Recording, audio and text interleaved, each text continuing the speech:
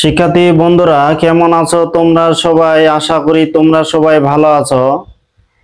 আমি এখন আজকে তোমাদের যে স্থির অবস্থান হতে বিনা বাধায় পড়ন্ত বস্তু বা খারাপভাবে নিক্ষিপ্ত বস্তুর ক্ষেত্রে গাণিতিক সমস্যাগুলির সমাধান আজকে শেখাবো। তো শিক্ষার্থী বন্ধুরা, তোমরা এই সূত্রগুলো কিন্তু জানো, তারপরে তোমাদের আমি একটু স্মরণ করে দিচ্ছি। মনে করো এখানে কোনো একটা বস্তু নির্দিষ্ট উচ্চতা হতে, মনে করো একটা বস্তু যে এই উচ্চতা হতে এম ভরের একটা বস্তু, এম ভরের একটা বস্তু এই উচ্চতা হতে বিনা বাধায় যদি ভূপৃষ্ঠের দিকে পড়তে থাকে, তাহলে পড়ন্ত বস্তুর সূত্রগুলো আমরা কি জানি? পড়ন্ত বস্তুর সূত্র কি জানি? এম ভরের একটা বস্তু যদি বিনা বাধায় ভূপৃষ্ঠের দিকে পড়তে থাকে তাহলে এর বেগ কি হবে? বেগ আমরা জানি যে ভি ইকুয়াল কি ইউ প্লাস এই যে জিটি। এখানে যে ত্বরণ কাজ করে এটা কিন্তু অভিকর্ষজ ত্বরণ।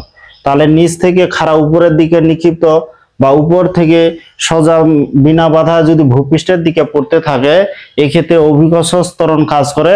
তো উপর থেকে যদি নিচের দিকে পড়ে এখানে প্লাস হয়, তাহলে V equal you plus GT.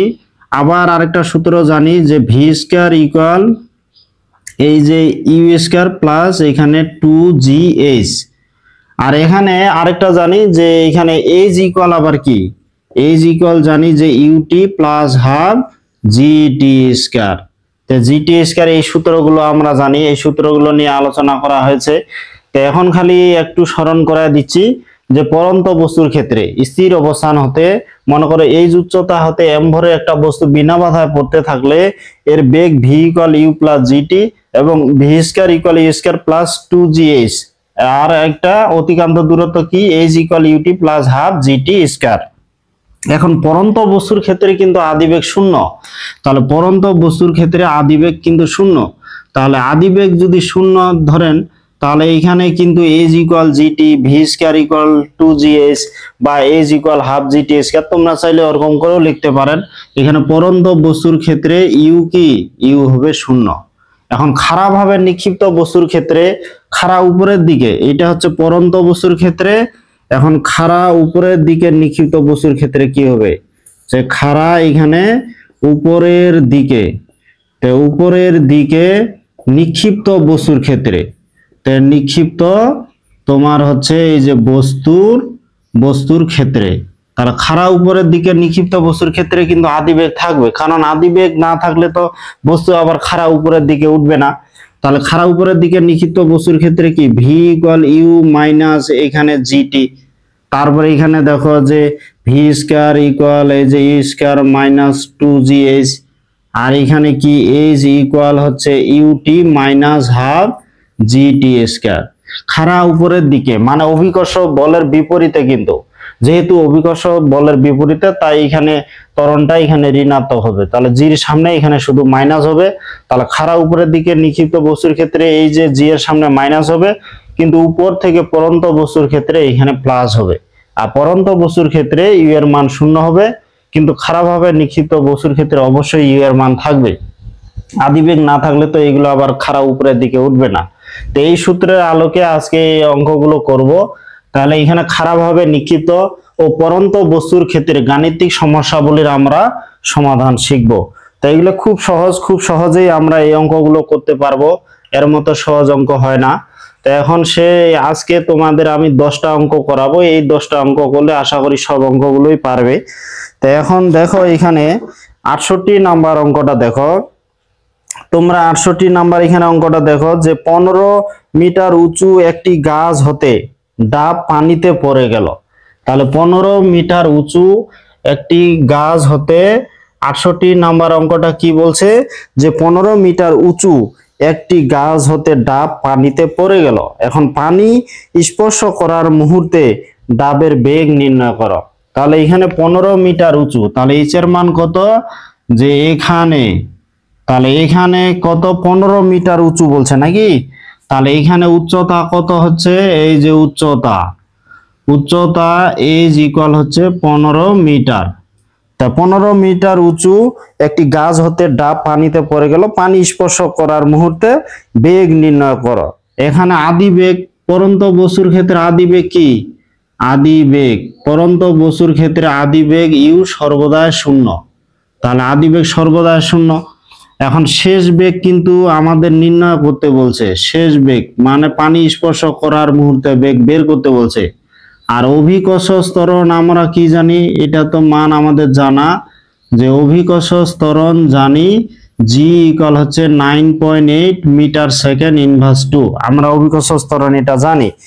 তখন এখানে কি, যেহেতু বেগ উপর থেকে নিচের দিকে পড়লে আমরা কি জানি, এখন বলো দেখি সূত্রটা আমরা কি জানি, যেহেতু এখানে এইচ বের করতে বলছে তাহলে আমরা কি জানি, যেহেতু এখানে ভি বের করতে বলছে এইচ আছে, তো এখানে উপর থেকে নিচে পড়লে কি ভি স্কয়ার ইকুয়াল এই যে ইউ স্কয়ার, এখানে plus 2gh, V square equal হচ্ছে ইউ স্কয়ার প্লাস 2gh, আমরা এটা জানি। তাহলে এখন এই যে ভি স্কয়ারটা ওই দিক যায় কি রুট হয়ে যাবে। আর পরন্ত বস্তুর ক্ষেত্রে কি আদিবেগ শূন্য, পরন্ত বস্তুর ক্ষেত্রে আদিবেগ শূন্য, 2g এর মান 9.8 আর h এর মান কত, এই যে 15 মিটার। তা তোমরা যদি এখানে ক্যালকুলেটর চাপো, এটা গুণ করে একবারে রুট করে দিবে, তাহলে হিসাব এখানে চলে আসবে।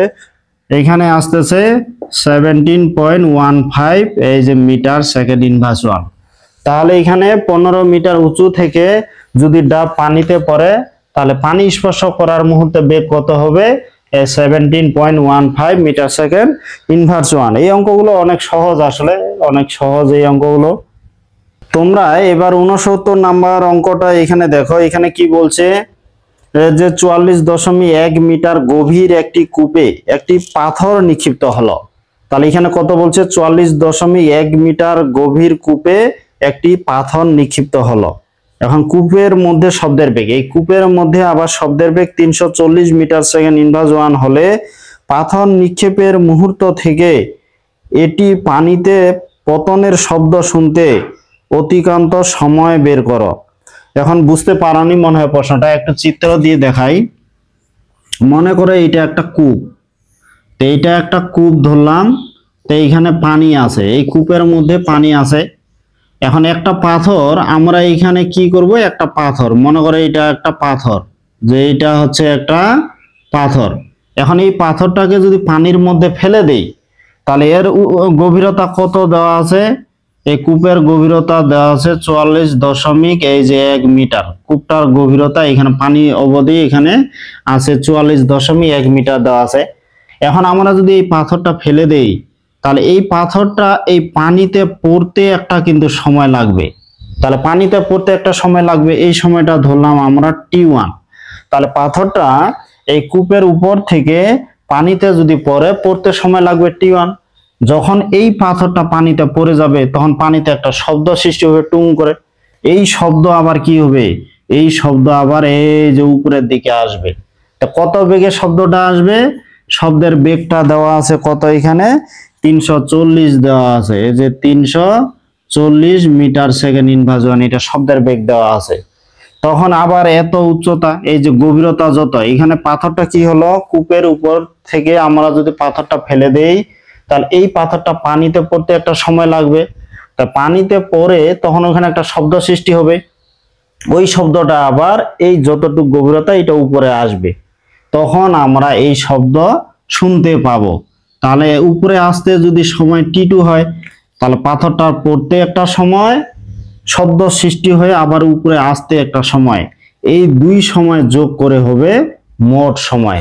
তাহলে একটা পাথর যদি আমরা কূপের উপরে ফেলে দেই, এই পাথরের পানিতে পড়লে যে আমরা একটা শব্দ শুনতে পাই, এই শব্দটা আমরা যদি কত সময় লাগবে শব্দ শোনার সময়, এটা দুই ধাপে বের করতে হবে। এক ধাপ কি, এই যে এই গভীরতা নিচে আসতে পাথরটার কত সময় লাগবে, এবং পানিতে শব্দ সৃষ্ট এত উচ্চতা উপরে উঠতে আবার কত সময় লাগবে, এই দুই সময় যোগ করলে আমরা এখানে মোট সময়টা পাবো।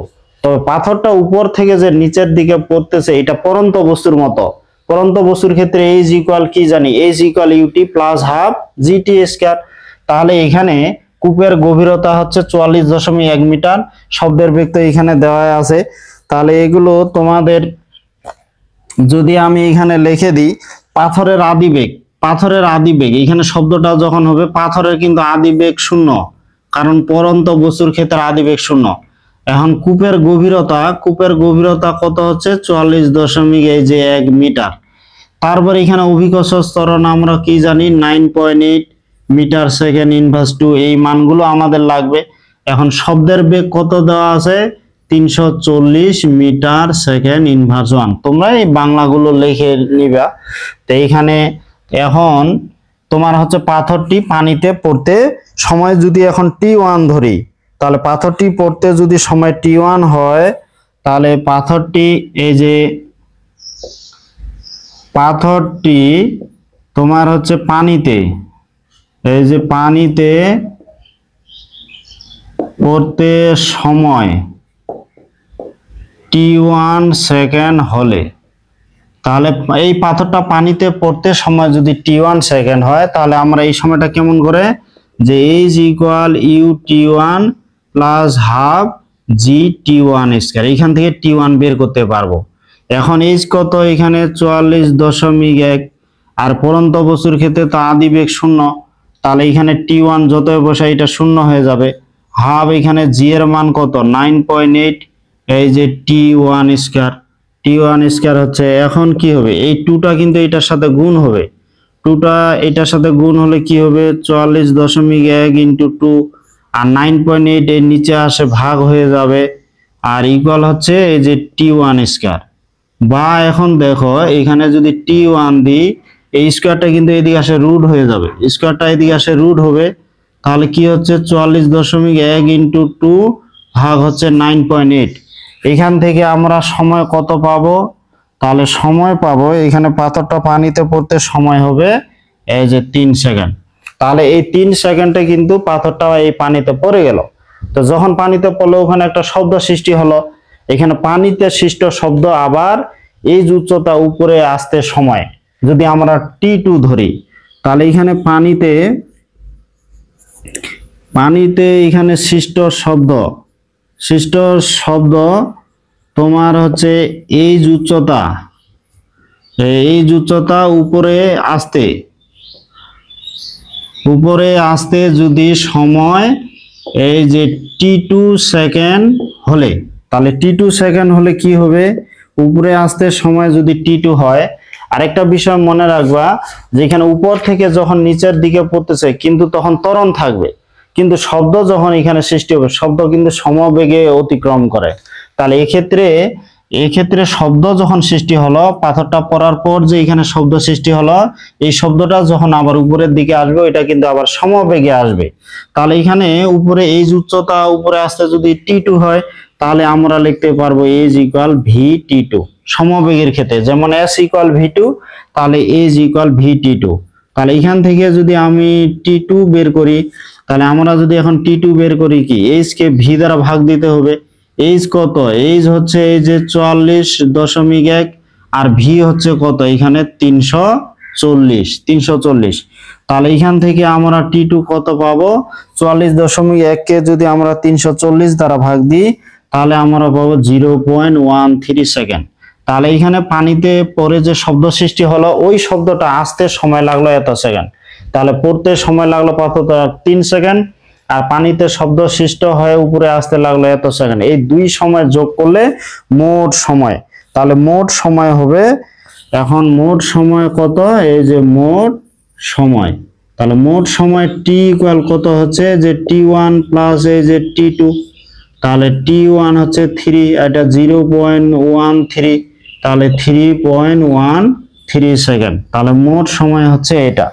তাহলে এত সেকেন্ড সময়ে পাথরটি পানিতে পড়তে লাগতেছে 3 সেকেন্ড, এখানে পাথরটি পানিতে পড়তে লাগতেছে কত সেকেন্ড 3 সেকেন্ড সময় লাগতেছে, এবং এই শব্দ উপরে আমরা শুনতে পাচ্ছি কত সেকেন্ড পর 3.13 সেকেন্ড পর এই পতনের শব্দ আমরা শুনতে পারবো। এখানে 70 নাম্বার এই অঙ্কটা দেখো, এখানে 70 নাম্বার অঙ্কটা কি আছে, এটা কিন্তু চিত্রের আলোকে।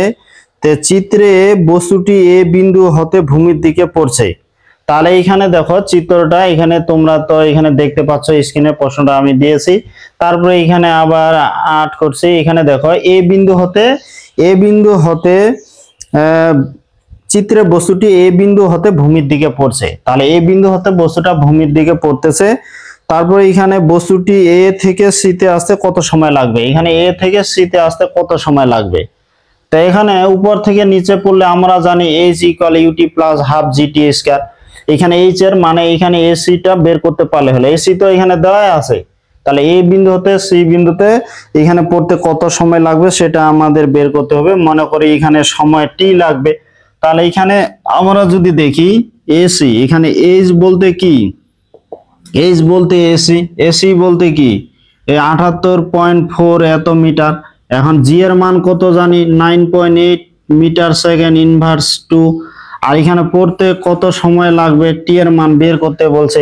আর পরন্ত বস্তুর ক্ষেত্রে আমরা জানি আদিবেগ শূন্য, পরন্ত বস্তুর ক্ষেত্রে আদিবেগ থাকে না। তো এখন এইচ ইকুয়াল তাহলে আমরা কি লিখতে পারি, এইচ ইকুয়াল যে ইউটি প্লাস হাফ এখানে হচ্ছে জিটি স্কয়ার। তো জিটি স্কয়ার এখানে এইচ এর মান কত 78.4, তাহলে এখানে এই যে 78.4 মিটার, ইউ এর মান তো শূন্য, তাহলে ইউ এর মান যেহেতু শূন্য টি এর মান দিয়ে কোনো লাভ নাই, এখানে হাফ, আর জি এর মান কত 9.8 ইন্টু হচ্ছে টি স্কয়ার। তাহলে এখানে কত হচ্ছে এই যে 78.4, এখানে 9.8 কে 2 দ্বারা ভাগ দিলে এখানে 4.9 এই যে টি স্কয়ার হয়। তো বা তাহলে এখানে টি স্কয়ার ইকুয়াল কত হবে 4.9, এটা ভাগ যাবে, তাহলে এখানে 78.4 এখানে 4.9 ভাগ দিলাম, তাহলে স্কয়ারটা এখানে রুট হয়ে যাচ্ছে, স্কয়ারটা রুট হলে কত হচ্ছে এই যে এখানে 78.4 ভাগ হচ্ছে 4.9 এত সেকেন্ড। তাহলে এটা এখন যদি আমরা হিসাব করি তাহলে হিসাব করে কত আসবে এখানে 4 সেকেন্ড, তাহলে এটা আসবে তোমার হচ্ছে 4 সেকেন্ড। তাহলে এ থেকে সি বিন্দুতে এই বস্তুটার পৌঁছতে কত সময় লাগতেছে 4 সেকেন্ড সময় লাগতেছে। দেখো এটা খুব সহজ, খুব সহজেই কিন্তু এই অঙ্কগুলো আমরা করতে পারতেছি। এখানে 71 নাম্বার অঙ্কটা দেখি যে একটি বস্তুকে 98 মিটার সেকেন্ড ইনভার্স 1 বেগে খাড়া উপরের দিকে নিক্ষেপ করা হচ্ছে। তাহলে একটি বস্তুকে 98 মিটার সেকেন্ড ইনভার্স 1 বেগে খাড়া উপরের দিকে নিক্ষেপ করা হচ্ছে। দেখাও যে 3 সেকেন্ড ও 17 সেকেন্ড সময়ে বস্তুর বেগদ্বয়ের মান সমান। এখানে 3 সেকেন্ড আর 17 সেকেন্ড সময়ে বস্তুর বেগদ্বয়ের মান সমান, কিন্তু দিক বিপরীত দেখাইতে বলছে। তা নিচ থেকে যদি এখানে আদিবেগ দেওয়া আছে 98, এখানে 3 সেকেন্ড আর 17 সেকেন্ড সময় আমরা 3 সেকেন্ডে বেগ v1, 17 সেকেন্ড সময় বেগ v2 বের করব। আর নিচ থেকে উপর বা উপর থেকে নিচ হলে এখানে অভিকর্ষ ত্বরণ কাজ করে, তাহলে এখানে অভিকর্ষ ত্বরণ জি ইকুয়াল 9.8 মিটার সেকেন্ড ইনভার্স 2 দিলাম। আর আমরা এখানে যে জানি যে নিচ থেকে যদি উপরের দিকে নিক্ষেপ করা হয়, তাহলে নিচ থেকে যদি উপরের দিকে নিক্ষেপ করা হয় তাহলে প্রথম ক্ষেত্রে কি হচ্ছে নিচ থেকে উপরে নিক্ষেপ করলে ভি ইকুয়াল কি জানি ইউ মাইনাস কিন্তু জিটি, নিচ থেকে যদি উপরে নিক্ষেপ করা হয় তাহলে এখানে মাইনাস হয়, তাহলে এখানে মাইনাস দিলাম। এখন দেখো ইউ এর মান কত এখানে 98, জি এর মান এখানে 9.8 আর টি এর মান 3। এখন যদি এটা হিসাব করো তাহলে এখানে হিসাব করে কত আসবে এই যে 68.6 মিটার সেকেন্ড ইনভার্স 1। তাহলে এখানে দেখো v1 ইকুয়াল এইটা আসলো। যেহেতু এখানে নিচ থেকে উপরের দিকে ছুঁড়ে মারা হয়েছে ই এর মানটা কিন্তু এখানে আমরা ধনাত্মক দিয়ে লিখছি, এখানে ভি এর মানটাও যেহেতু ধনাত্মক আছে তার মানে এই বেগের দিক মানে 3 সেকেন্ড সময় বেগের দিক উপরের দিক, এখানে দিকটা হবে এই যে উপরের দিক, তাহলে উপরের দিকে। তো এখন আবার দ্বিতীয় ক্ষেত্রে দেখি এখন কি হয়। তো দ্বিতীয় ক্ষেত্রে v2 ইকুয়াল কি u মাইনাস এই যে gt2।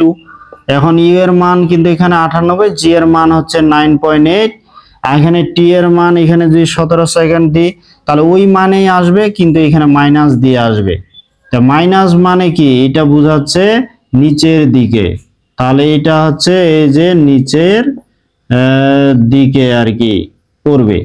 তাহলে কোনো একটা বস্তুকে যখন উপরের দিকে ছুঁড়ে মারা হবে, মনে করো এটা একটা বস্তু, মনে করো এখানে এম ভরে একটা বস্তু, এটাকে যদি খাড়া উপরের দিকে আমরা ছুঁড়ে মারি তাহলে এটা কি একটা উপরের দিকে যাবে, নির্দিষ্ট উচ্চতায় গিয়ে আবার পরন্ত বস্তুর মতো নিচের দিকে পড়বে। তাহলে নির্দিষ্ট উচ্চতায় গিয়ে আবার কি হবে এটা পরন্ত বস্তুর মতো পড়ে যাবে। মনে করো এই জায়গায় 3 সেকেন্ড সময়ে 3 সেকেন্ড সময়ে এইখানে আসলো, তাহলে এইখানে বেগ হচ্ছে এইটা। তারপরে কিন্তু আরো উপরে উঠতেছে, উঠার পর আবার নিচের দিকে আসতেছে। 17 সেকেন্ড সময় মনে করো এইখানে আছে, তাহলে 17 সেকেন্ড সময়ের দিকটা হচ্ছে নিচের দিক, আর প্রথমে 3 সেকেন্ড সময়ের দিকটা হচ্ছে উপরের দিক। যেহেতু এটা ধনাত্মক তার মানে এটা উপরের দিক, যেহেতু এটা ঋণাত্মক মানে হচ্ছে এটা নিচের দিক। তাহলে মানগুলো সমান কিন্তু হচ্ছে দিকগুলো বিপরীত। তো নাম্বার অঙ্কটা অনেক সহজ, এটা যে 150 মিটার উঁচু থেকে একটি বস্তু ভূমিতে পতিত হয়। তাহলে 150 মিটার উঁচু থেকে একটা বস্তু ভূমিতে পতিত হচ্ছে, ভূমিতে পৌঁছাতে কত সময় লাগবে এবং ভূমি স্পর্শ করার মুহূর্তের বেগ কত। তাহলে উপর থেকে যখন নিচে পড়তেছে 150 মিটার, তাহলে এখানে তোমার উচ্চতা, তোমরা বাংলা ওটা লিখবে যে এখানে উচ্চতা, তো উচ্চতা ইজ ইকুয়াল কি যে 150 মিটার। আর এখানে পরন্ত বস্তুর ক্ষেত্রে জানি আদিবেগ 0, আদিবেগ 0। আর জি এর মান কত জানি যে 9.8 মিটার সেকেন্ড ইনভার্স 2। তাহলে 150 মিটার উঁচু থেকে একটা বস্তু ভূমির দিকে পড়তেছে, এখন ভূমিতে পড়তে কত সময় লাগবে এবং ভূমি স্পর্শ করার মুহূর্তে বেগ কত, আমাদের এটা বের করতে বলছে। তা উপর থেকে যদি নিচে পড়ে, তাহলে উপর থেকে নিচে পড়লে আমরা কি জানি যে এইজ ইকুয়াল এই যে ইউটি প্লাস হাফ এখানে জি টি স্কয়ার। তাহলে জি টি স্কয়ার, এখানে এইজ পরন্ত বস্তুর ক্ষেত্রে তো আদিবেগ 0, হাফ এই যে জি টি স্কয়ার। তাহলে বা এখানে 2টা কি এইচ এর সাথে গুণ হবে, তাহলে এখানে 2h বাই জি হচ্ছে, 2টা যেহেতু হরে আছে নিচেরটা উপরে যাবে আর এই জিটা ভাগ হয়ে যাবে। তাহলে এখানে এই যে টি স্কয়ার হলো, বা এটা কি লিখতে পারি টি ইকুয়াল, তাহলে এটা রুট দিয়ে লিখতে পারি, রুট দিয়ে আমরা লিখতে পারি 2h ভাগ জি। এখন দেখো তো এখানে আমরা যদি মান বসাই তাহলে কত আসতেছে, তাহলে 2 ইন্টু এই যে 150 ভাগ হচ্ছে 9.8, এটাকে যদি রুট করো তাহলে সময়টা কত সেকেন্ড আসবে, এখানে পড়তে সময় লাগবে 5.53 সেকেন্ড। তাহলে এটা হচ্ছে 5.53 এই যে সেকেন্ড। দেখো কত সহজ, অনেক সহজ। কিন্তু পরন্ত বস্তুর ক্ষেত্রে বা খারাপভাবে উপরের দিকে নিক্ষিপ্ত বস্তুর ক্ষেত্রে অঙ্কগুলো কিন্তু অনেক মজার, এগুলাতে কোনো অতিরিক্ত চাপ নাই বা অতিরিক্ত বোঝার যে অনেক অঙ্কগুলো তোমাদের কিন্তু পদার্থের ওই ভাষায় বোঝাটা অনেক সময় কঠিন হয়ে যায়, তোমরা অনেক সময় পারো না। কিন্তু খারাপভাবে নিক্ষিপ্ত বস্তু বা পরন্ত বস্তুর ক্ষেত্রে অঙ্কগুলো খুব সহজ, এগুলো সহজে বোঝা যায় আর সূত্রও বেশি নাই। শুধু উপর থেকে নিচের দিকে পরন্ত বস্তুর ক্ষেত্রে এই জায়গায় প্লাস হবে, খারাপভাবে নিক্ষিপ্ত বস্তুর ক্ষেত্রে এখানে জি এর সামনে মাইনাস হবে, আর কিছুই না। এখন এখানে বেগ কত হবে, সময় যেহেতু এত সেকেন্ড লাগলো, ওইখান থেকে আমরা বেগ বের করতে পারি, দুই ভাবে বের করতে পারি। যেমন আমরা বের করতে পারি V square equal you square plus 2gh, এটা দিয়েও কিন্তু আমরা বেগ বের করতে পারি। যেমন ইউ স্কয়ার প্লাস এখানে 2gh। এখন ইউ এর মান কি হলো, ইউ এর মান পরন্ত বস্তুর ক্ষেত্রে তো 0, 2, জি এর মান এখানে 9.8, এইচ এর মান হচ্ছে 150 মিটার। তাহলে এখানে ভূমি স্পর্শ করার মুহূর্তে বেগ কত হবে, এখানে 54 এখানে 54.22 মিটার সেকেন্ড ইনভার্স 1। তাহলে ভূমি স্পর্শ করার মুহূর্তে এটা বেগ হচ্ছে। তোমরা অথবা এই নিয়মে করতে পারবে, যেহেতু এখানে আমরা সময় পেয়ে গেছি তাহলে আমরা এইভাবেও করতে পারি, ভি ইকুয়াল ইউ প্লাস এই যে জিটি, আমরা এইভাবেও করতে পারি। পরন্ত বস্তুর ক্ষেত্রে আদিবেগ 0, জি এর মান 9.8 আর টি এর মান কত 5.53। তাহলে এখানে যদি বসাই তাহলে এখানে কি হচ্ছে 54.22 এই যে মিটার সেকেন্ড ইনভার্স 1। আমরা এইভাবেও বের করতে পারি, তোমাদের ইচ্ছা। তবে শুরুতে যে এখানে ডাটাগুলো দেওয়া আছে ওখানে তো টি নাই, তাহলে এখান থেকে যদি আমরা বের করতে চাই তাহলে এই সূত্র দিয়ে আমাদের বেগটা বের করে নিতে হবে। এবার এই 73 নম্বর অঙ্কটা দেখো যে ভূমি থেকে 240.1 মিটার উচ্চতায় অবস্থিত। তাহলে ভূমি থেকে কত 240.1 মিটার উচ্চতায় অবস্থিত একটি স্থির হেলিকপ্টার থেকে, একটা স্থির হেলিকপ্টার থেকে একটি বস্তু ছেড়ে দেওয়া হলো, মানে একটা স্থির অবস্থান থেকে পড়ন্ত বস্তুর মতো আর কি।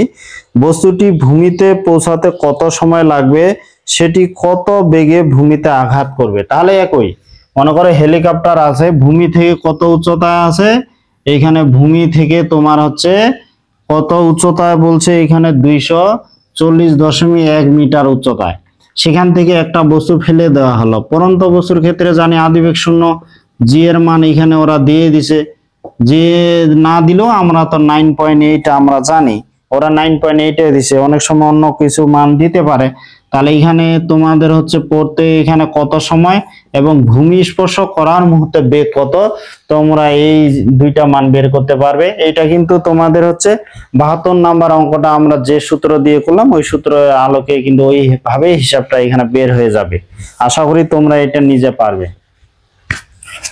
এখানে দেখো যে 74 নাম্বার অঙ্ক, যে সাকিব ব্যাট দিয়ে আঘাত করার পর বলটি 49 মিটার সেকেন্ড ইনভার্স ওয়ান বেগে খাড়া উপরের দিকে উঠতে থাকলো। এখানে যে ব্যাট দিয়ে বলটাকে আঘাত করার পর কি হলো, যে 49 মিটার সেকেন্ড ইনভার্স ওয়ান বেগে খাড়া উপরের দিকে এটা উঠতে থাকলো। এখন কিছুক্ষণ পর একজন ফিল্ডার ভূমি থেকে 2 মিটার উচ্চতা বলটি ধরে ফেললো। বলটি সর্বোচ্চ কত উচ্চতায় উঠবে? সর্বোচ্চ উচ্চতায়। এখানে সর্বোচ্চ উচ্চতায় তোমরা এই সূত্রটা দুই ভাবে করতে পারো। এখন তোমাদের একটু এখানে হিসাবটা করে দিই। নিচ থেকে যখন কোনো একটা বস্তুকে উপরের দিকে ছুঁড়ে মারা হবে, তাই আমরা জানি V square equal you square minus এখানে 2gh এই আমরা এটা সূত্র জানি। এখন সর্বোচ্চ উচ্চতায় কিন্তু শেষ বেগ শূন্য হয়ে যায়, যে সর্বোচ্চ এই যে উচ্চতায়, তাহলে সর্বোচ্চ উচ্চতায় শেষ বেগ কিন্তু শূন্য, কারণ শেষ বেগ শূন্য না হলে এটা তো আরো উপরে উঠতেই থাকবে। তাহলে অতএব আমরা দেখো এখানে ভি এর মান যদি শূন্য দিই তাহলে ই স্কয়ার মাইনাস 2gh, তখন এই সর্বাধিক উচ্চতাকে এখানে ক্যাপিটাল এইচ দিয়ে লেখে। তাহলে এখানে এই যে 2g এই যে এইচ এইটা এদিকে আসলো, এই যে ইউ স্কয়ার, তাহলে এইচ ইকুয়াল কি হচ্ছে ইউ স্কয়ার বাই 2g এখানে আসলো।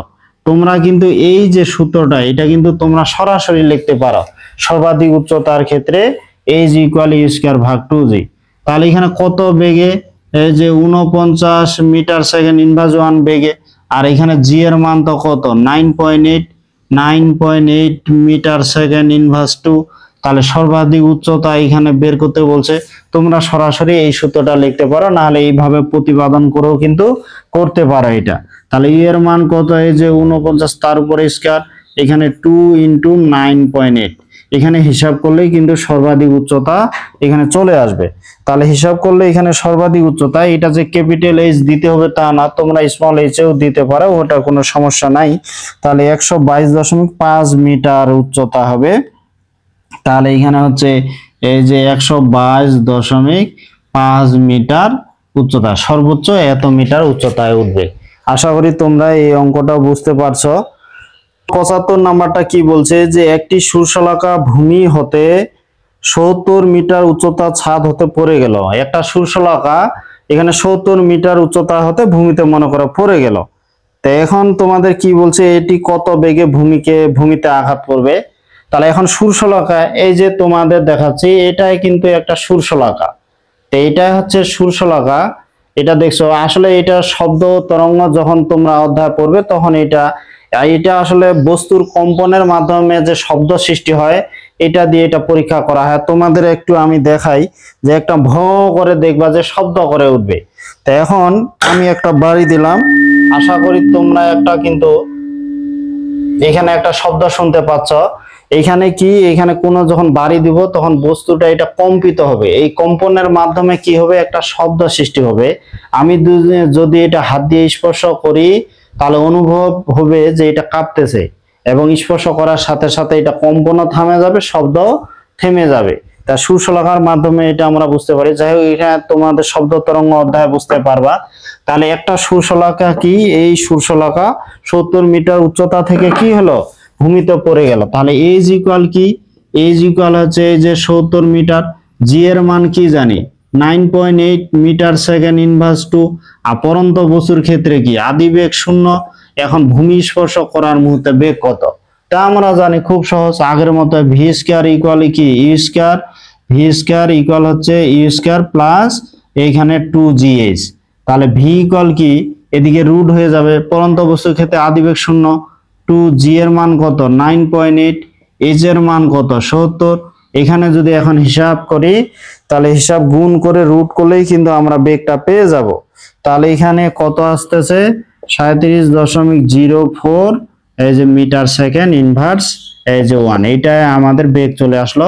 যে একটা সুশলাকা 70 মিটার উচ্চতা থেকে যদি ভূমিতে পড়ে তাহলে ভূমি স্পর্শ করার মুহূর্তে বেগটা হবে এত। এখানে নাম্বার অঙ্কটা দেখো যে 64 মিটার উঁচু দালানের ছাদ থেকে 5 কেজি ভরের একটি পাথর ছেড়ে দেওয়া হলে ভূমিতে পৌঁছাতে কত সময় লাগবে? ভূমিতে পৌঁছাতে কত সময় লাগবে?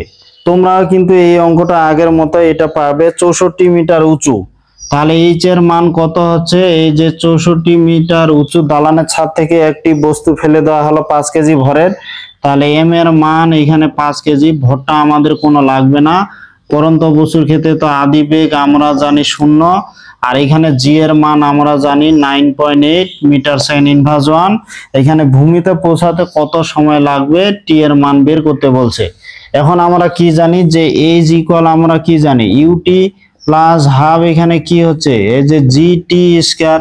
তাই এখানে এইচ পরন্ত বস্তুর ক্ষেত্রে তো আদি বেগ 0, এখানে জি টি এই যে স্কয়ার।